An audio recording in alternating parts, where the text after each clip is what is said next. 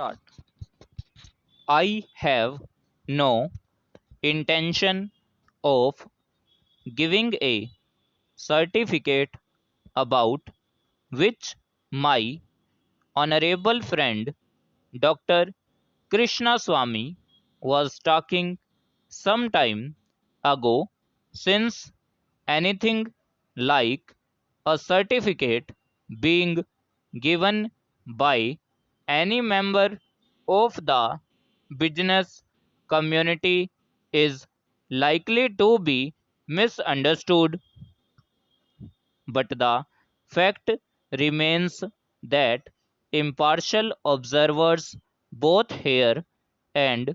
abroad have testified to the soundness and stability of our finances, which have successfully withstood severe stresses and strains of the changing economic factors, both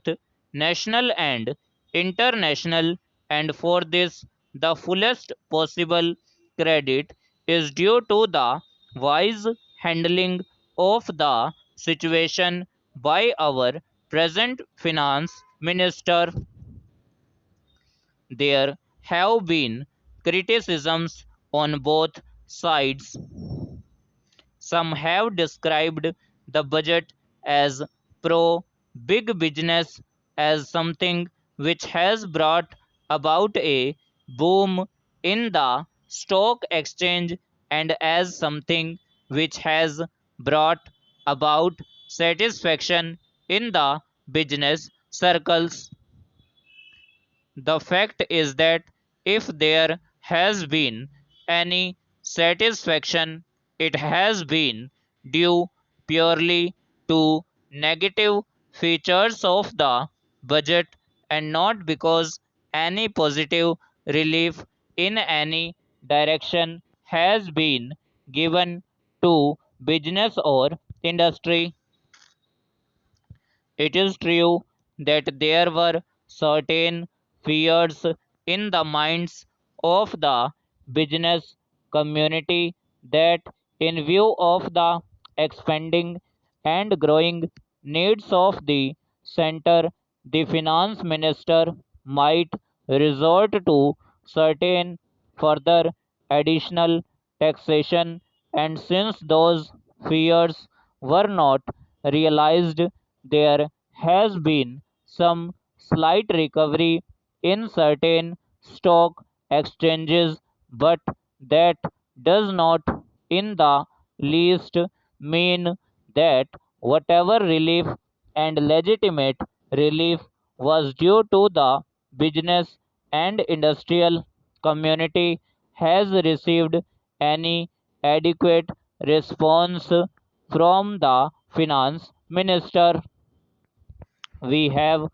got to face the fact that we are at present engaged in the process of development.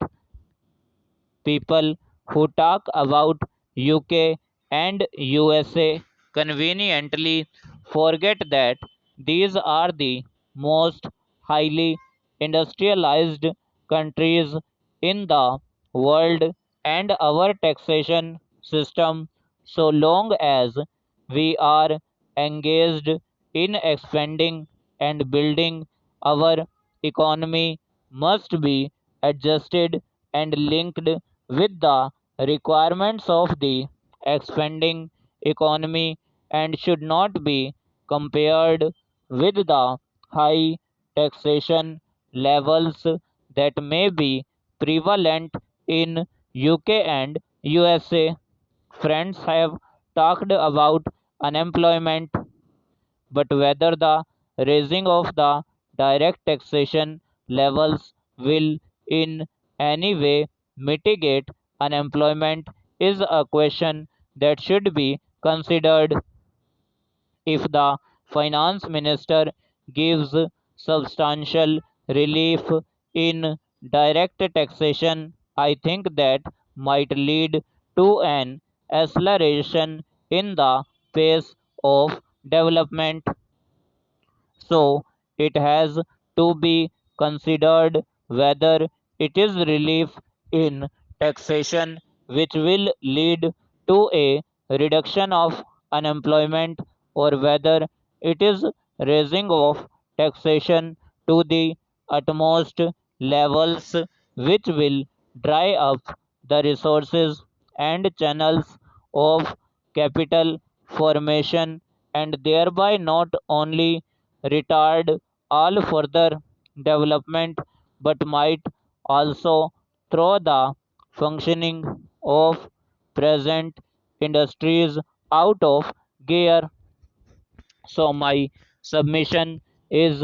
that when the Taxation Enquiry Committee has been appointed, it is only logical to expect that no substantial changes in the taxation structure will be made until the findings of that expert committee are known, until we know the incidence of taxation in the various sectors of our economy. Now, coming to the question of deficit financing,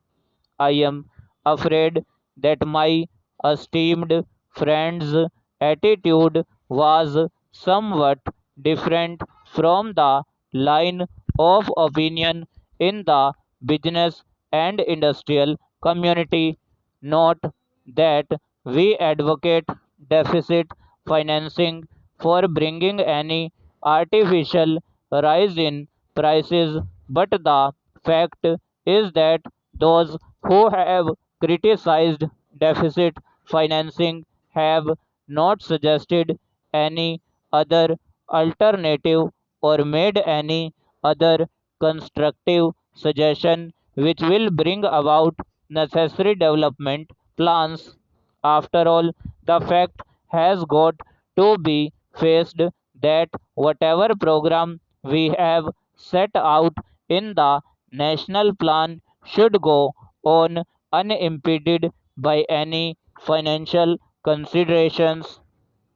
An assurance has been given by the finance minister that so far as financial resources are concerned, he will ensure that the 5-year plan will not in any way be retarded.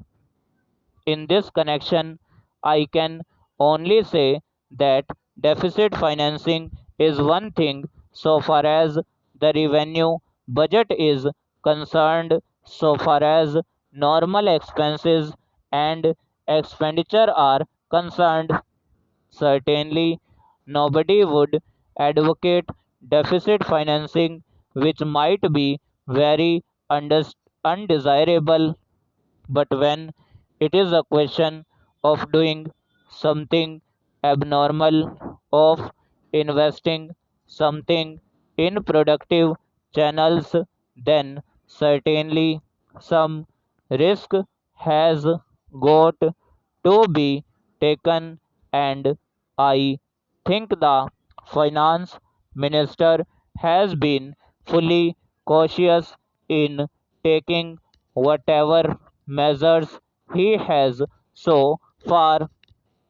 We know the measures that the government took for contracting money supply about the end of 1950, and certain other measures adopted which brought about a slump. Also, from time to time, for the finance minister did not hesitate to mop up the surplus, which, as the records would show, has been about rupees 300 crores during the past 4 or 5 years.